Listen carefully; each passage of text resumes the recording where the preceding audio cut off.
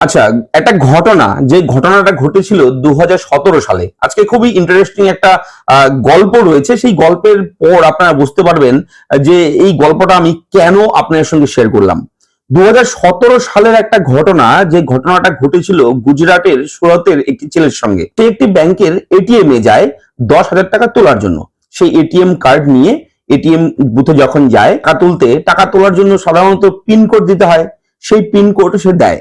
Pin code দেওয়ার পরেও সেই এটিএম থেকে সেই 10,000 টাকা পায়নি, কোনো কারণবশত টাকাটা বের হয়নি। তখন সে চলে আসে বাড়িতে। বাড়িতে আসার পর কিছুক্ষণ পর সেই ছেলেটির মোবাইলে একটি মেসেজ আসে, যেখানে লেখা থাকে যে আপনার অ্যাকাউন্ট থেকে, যেরকম টাকা ডেবিট হলে যেরকম মেসেজ আসে যে আপনার অ্যাকাউন্ট থেকে 10,000 টাকা কেটে নেওয়া হয়েছে। তো ছেলেটি হতভম্ব হয়ে যায়, অবাক হয়ে যায়। আমি টাকা পেলাম না, এটিএম এ গেলাম, ঘুরে এলাম, এখন মেসেজ এলো টাকা তুলে নিয়েছে কেউ। তো সে দৌড়ে তাড়াহুড়ো করে ব্যাংকে যায়। ব্যাংকে গিয়ে যে ব্যাংকের অ্যাকাউন্ট তার, সেখানে যায়। তো সেখান থেকে সে কোনো রকম সাহায্য পায়নি। সে পুনরায় ঘুরে আসে, বাড়িতে চলে আসে। আসার পর সে মেল করে, হেড অফিস আছে সেখানে মেল করে ব্যাংকের। তারপরেও কোনো রকম সুরাহা হলো না। এরপর সে ব্যাংক কর্তৃপক্ষকে একটি অ্যাপ্লিকেশন দেয়, জানায় যে দয়া করে আপনারা ব্যাংকের এটিএম এর যে সিসি ক্যামেরা রয়েছে সেই ফুটেজ চেক করে বিষয়টি তদন্ত করে দেখুন এবং যাতে করে এই সমস্যার সমাধান হয়, দ্রুততর ব্যবস্থা করুন, এরকম একটা আবেদনপত্র জমা করে, অর্থাৎ একটা অ্যাপ্লিকেশন দেয়। এরপরেও ব্যাংক কর্তৃপক্ষের পক্ষ থেকে কোনো রকম ছেলেটিকে হেল্প করা হয় না। এরপর সে বাধ্য হয়ে, ছেলেটি কি করে, কনজিউমার ফোরাম রয়েছে ক্রেতা সুরক্ষা, সেই ক্রেতা সুরক্ষা দপ্তরের দ্বারস্থ হয়।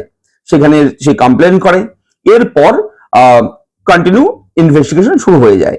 যেহেতু গভর্নমেন্টের একটা দপ্তর, সেটা তাদেরকে দায়িত্ব দেওয়া হয় এবং তারা কিন্তু তৎপর হয়ে সেই বিষয়টা নিয়ে ঘাটাঘাটি শুরু করে। সেই তদন্ত চলতে থাকে সেই দীর্ঘ 9 বছর, সে 17 সাল থেকে। সেই তদন্ত চলতে চলতে চলতে লাস্টে গিয়ে এই 2026 সালের গত ফেব্রুয়ারি মাসের 26 তারিখ তার রায় ঘোষণা হয়। এবং ব্যাংক কর্তৃপক্ষকে কোর্ট বলে যে, অর্ডার করে যে ছেলেটির যে টাকাটা গেছে, যে যতদিন পর্যন্ত টাকাটা পায়নি, অর্থাৎ 9 বছর, পার ডে 100 টাকা করে হিসেব করে আপনাকে টাকা ফেরত দিতে হবে, ব্যাংকে ফেরত দিতে হবে, ছেলেটিকে দিতে হবে। এবং ছেলেটি যে আইনি লড়াই করেছে তার জন্য 2,000 টাকা দিতে হবে আরো। এবং তারপর আরো বিষয় রয়েছে, সে হেনস্থার শিকার হয়েছে, এই এত বছরের একটা হেনস্থার শিকার, তার জন্য আরো 3,000 টাকা। এইভাবে টোটাল হিসেবটা দাঁড়ায় গিয়ে অতিরিক্ত, সেই টোটাল হিসেব মিলে সেই ছেলেটিকে যে টাকা দেওয়ার অর্ডার হয় কোর্টের পক্ষ থেকে, সেই টাকার অঙ্কটা হচ্ছে 3,28,800 টাকা। ঠিক আছে? তো এই টাকাটা কিন্তু ছেলেটা তারপর পায় এই বছর গত ফেব্রুয়ারি মাসের 26 তারিখ। ঠিক আছে? প্রায় 3 লক্ষ টাকার উপরে কিন্তু ছেলেটিকে দেওয়া হয়, ব্যাংকের তরফ থেকে দেওয়া হয় সেই টাকাটা। এবং সেটা কিন্তু সেই আইনি লড়াইয়ের পর।